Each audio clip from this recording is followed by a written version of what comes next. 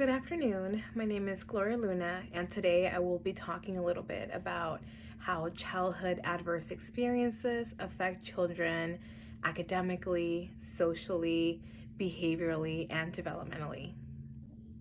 I will also be delineating some ways in which we as educators can help support these families that are experiencing a big trauma in their lives, such as poverty or homelessness or illness or the loss of a parent or a family member, because as educators we play very active roles in the experiences of our students.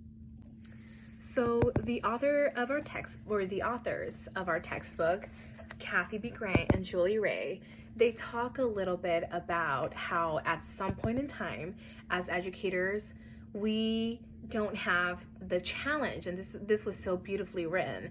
They say that it is not a challenge to help children overcome these life obstacles, but rather it is a privilege to be able to serve them during this time of need. Unfortunately, we don't know when this hardship will happen, but at some point, we need to understand that the students in our classroom are going to experience the loss of a home or poverty. Their parents might lose their jobs, or their parents might get sick, and they're going to encounter these very real behavioral and emotional hardship that is going to affect them academically. What we do as educators is more than teaching our students their ABCs and their numbers and their colors. We are also there to lean in and offer our shoulder to the parents that are going through divorce or through the loss of their own parents as well. To be able to help our students succeed academically, we have to understand the consequences of experiencing an adverse childhood experience. We know now that adverse childhood experiences like poverty and homelessness affect the cognitive development of young children. According to the Children's Defense Fund, children who experience homelessness or poverty or violence in their home, they're more likely to have lower math scores, lower reading scores, excessive absenteeism in school, less motivation to be at school in the first place, and this affects their overall academic achievement. Of course, when your brain is in fight or flight and you're in survival mode, the last thing on your mind is your academics. You are just focused on surviving and just getting through the day. So this is what happens to the children in our classrooms. When they're going through a big trauma in their life, when they're experiencing very real hardship and they're noticing the effects that the hardship has on their parents and their emotional well-beings too, the last thing on their minds is academic excellence. Some other research in our textbook also notes that children who experience homelessness are more likely to experience some kind of behavioral delay and social emotional problems, making them more likely to get expelled from their preschools. And when that happens, when you're expelled from your preschool or from your elementary school, you're not able to build those healthy friendships because you don't have the tools to regulate your emotions. So these hardships affect children so drastically, and it's important that as educators we acknowledge that and that we strive to play an active role in alleviating some of that stress. There are many ways in which teachers can be supportive of children and their families when they are experiencing some big trauma in their lives. I truly believe that it's not just our responsibility as educators to teach our kids their ABCs and their numbers and their colors. It's our moral obligation to support our students and create safe classroom environments that are comfortable and welcoming and consistent to provide some sense of normalcy, especially for the children that experience traumas. In our other textbook, the authors Berger and Riojas note that if children have at least one positive relationship with an adult, they're more likely to be able to overcome the obstacles that they live through, and they're able to get the emotional support that they need to just simply get through their day. We have to recognize that being that trusted adult will make a difference in our students' lives. Not just that, but creating an environment, like I said, where it is safe and nurturing and inviting and provides even some resources for our students that can help them regulate their emotions at least for 6 to 8 hours when they're at school.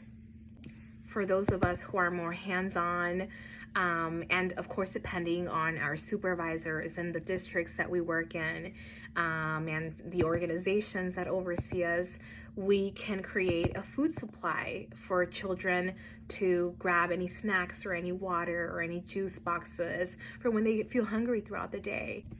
Also, if their brains are fed, then they are more likely to actually pay attention in class. And instead of reprimanding them or having to redirect all of these behaviors all day, if we can meet that basic need for food and water, then our students are more likely to pay attention and actually learn.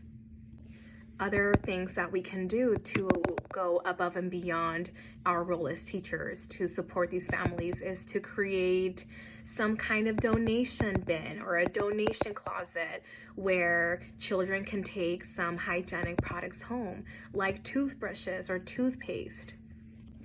It's funny because it's easy to assume sometimes that our students just lack hygienic skills and hygienic habits, but we hardly ever consider the fact that maybe the parents do not have the time or the money or the resources to provide their children with these hygienic experiences and these healthy habits in their lives. Something that I started doing, it's something small in my classroom, but in the spring we do a whole health unit, and I send toothbrushes home and I send toothpaste home so that the kids can, or the parents actually, can reinforce the brushing of the teeth, which is a health habit, a healthy habit that kids need to learn eventually. So again, instead of assuming that parents are hands-off and they just don't want to participate in their child's well-being or their child's education, instead we can take this active role and bridge our relationship between the home and school. And like I said, I just started sending these kids home so that the parents can reinforce what I was already doing with my preschoolers. Kind of piggybacking off of this idea of a snack box or a hygienic supply bin or a hygienic supply closet, one thing that we can also do is to provide students with extra layers for when it gets really cold. In addition to these tactile resources that we can offer in our classrooms, we can also offer humanitarian support by providing the families with the contact information of the school counselor or the school psychologist. We can give them the address or the phone number of the local women's shelter or the local church to see if there's a lot of churches that will offer food banks. Ultimately, we understand that adverse childhood experiences like trauma or violence in the home, or that has real tangible effects on the students in our classrooms. They are not just being lazy, they're not just being tired, they are not just being defiant, they're going through life themselves.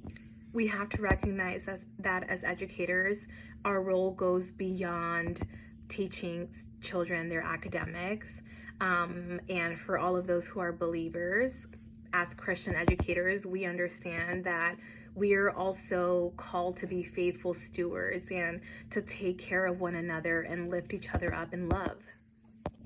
It's no longer a matter of wondering if our students are going to encounter any kind of hardship. It's a matter of when they do, we have to be prepared. And I am so committed to continue supporting my students and their families outside of the school, and creating this collaboration with their home. And so creating a classroom environment where my kids feel safe, the families feel safe, they have resources that they can use at any point.